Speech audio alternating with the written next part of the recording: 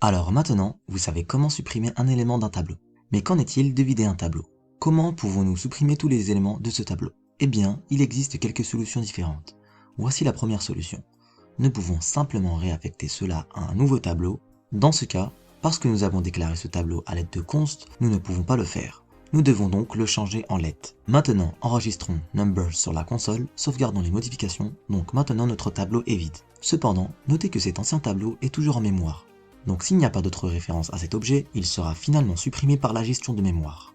Donc cela signifie que si nous avons, disons, une autre variable appelée another, et que cela pointe également vers le même objet, ce tableau d'origine ne sera pas récupéré.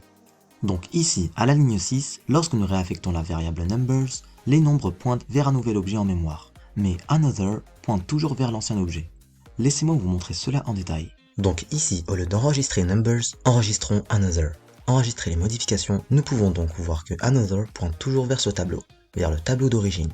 Mais si vous regardez numbers, elle pointe maintenant vers un nouvel objet, vers un tableau vide. Cette solution fonctionne, donc si vous n'avez aucune autre référence au tableau d'origine, si vous disposez de plusieurs références au tableau d'origine, vous devez utiliser l'une des autres solutions. Donc je vais commenter cela. Regardons la solution numéro 2. Nous pouvons simplement définir la propriété length à 0 et cela tronquera le tableau.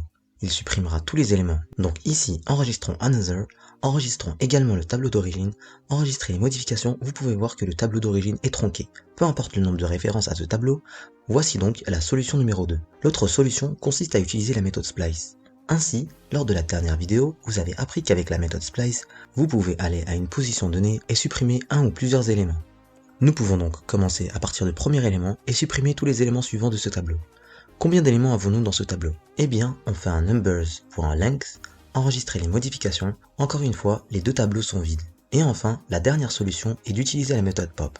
Donc, la solution numéro 4. Vous avez donc appris que la méthode pop supprime le dernier élément de ce tableau. Maintenant, nous pouvons mettre cela en boucle et continuer d'appeler cette méthode, tant que nous avons un élément dans ce tableau. Donc, on fait un while numbers.length supérieur à 0. Enregistrer une modification, encore une fois les deux tableaux sont vides. Maintenant, cette dernière solution n'est pas quelque chose que je vous recommande de faire, car si vous avez affaire à un grand tableau, disons que si vous avez 1 million d'objets dans ce tableau, il y aura un coût de performance. Vous appelez essentiellement cette méthode pop 1 million de fois, mais ce n'est pas le cas avec la plupart des applications.